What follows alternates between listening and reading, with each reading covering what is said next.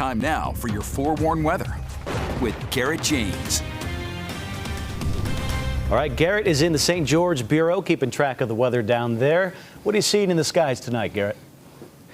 Oh, nothing but high pressure out there for tonight, even going into tomorrow and the next couple of days, as this ridge of high pressure has really built up. And I'm sure you've noticed it in northern Utah, especially as we've been seeing some hazy skies in that direction. But if we take a look at the futurecast, it does show that this high pressure will start to break down over the weekend, but it's really not going to be until Sunday. That's when we start to see a little bit of relief from that. However, notice out to the west, still in the Pacific, there's another system out that direction, and we'll be watching it, and it should work its way ashore by the time we get to the beginning of, well, I don't even want to say next week, but next year, as we're tracking this progressive weather pattern. And it doesn't show it, but it looks like, based on this computer model, there could be another one around the Pacific Northwest by late Tuesday, maybe early Wednesday. So look at the radar right now. We can see that high pressure fully in effect. We're not seeing any precipitation out there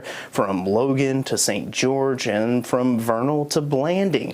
Not seeing anything. But if we take a look at the futurecast, it does show that we are going to be mainly staying dry. Maybe a couple clouds here and there by the time we get to this time tomorrow. But notice by the time we get to about midnight heading into Wednesday, there could be a couple little specks of precipitation. However, overall chances for that not very high at this present time. And then we can see a long I-15 stretching from parts of Garfield County all the way to Salt Lake County. And that's at 5 o'clock in the morning. Maybe a couple isolated hit and miss little sprinkles here and there, but notice there's one of those storm systems off around the direction of Nevada, and that is actually going to be working its way to us. And with it could come a little bit of precipitation if we don't see too much dry air getting absorbed into that low pressure system. So overall, over the next 10 days heading into next year, we are going to be looking at maybe a more progressive weather pattern that could be a little bit wetter than average, and it does look to be maybe slightly cooler than average